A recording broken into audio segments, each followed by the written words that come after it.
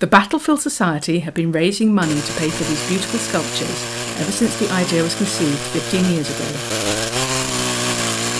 But particularly in the last year since planning permission was granted.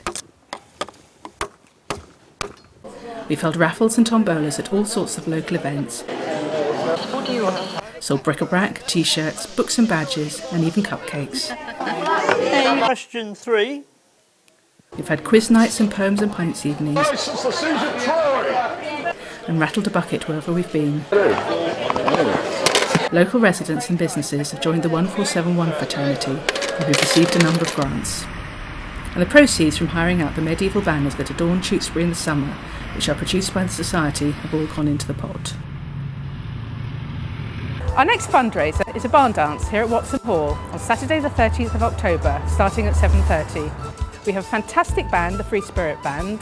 Tickets are £12.50 including supper, but you need to bring your own drink. If you'd like tickets, please give me a call on 07917 878 979.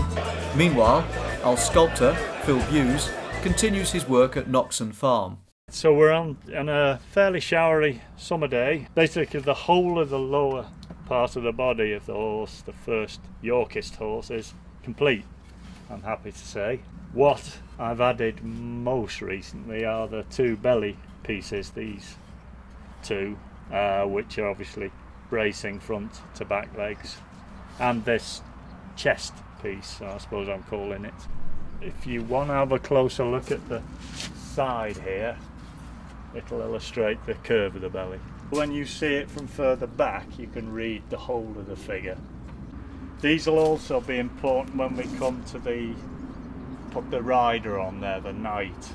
His legs will actually fix to those side belly pieces. Further on up, we've managed to get into first place, into initial placing of the top of the neck.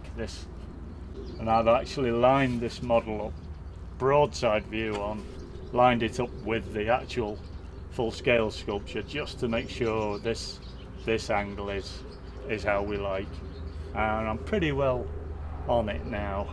We'll have a look in a minute at the fixing methods just to illustrate the general processes for each of these joints.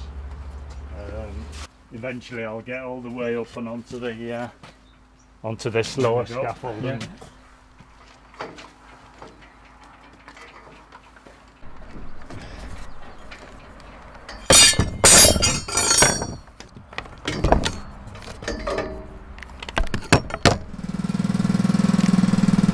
Yeah, so we're about to drill a hole right through this. This is the top of the front leg, and we've got a matching top of the other front left leg. There's a deliberate around about 200mm, 20cm gap between the two, parallel sided gap, into which we've slid closely fitted the top neck piece.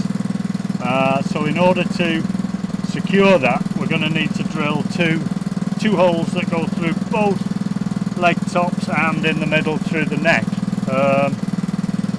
Then we pass through a 14mm diameter stainless steel rod, threaded rod, to bolt the whole caboodle together. We over drill the hole with this 16mm auger bit. That's about 450mm long.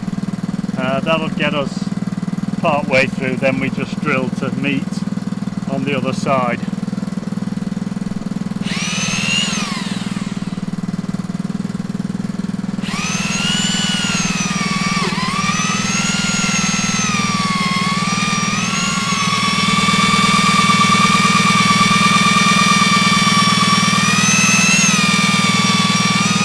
So we've got the 16mm diameter hole right through the whole of the three components, and we've countersunk, we've overbored with a 45mm diameter drill to this will become apparent. This is the way where we sink in the fixing nut and the large washer. These are actually over large washers to spread the load. When we tighten, you can get a good tonnage of pull between the nuts as we tighten, so you don't want the the nut and the small washer pulling into the relatively softer timber. Even though it's oak, it's softer than steel, obviously. So yeah, we have to overbore and spread the load. Eventually I've turned some dowel plugs which will just fill that hole and will conceal all of the fixings, but we'll get to that later. So this is round about 500mm long, good 18 inches just to get through the whole lot.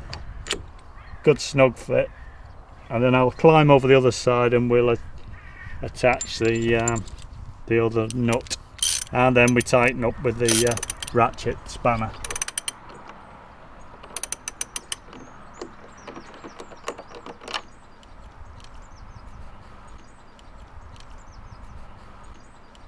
Okay, do you want to show them your poster? Okay. Please come to our barn dance, it'll be great fun.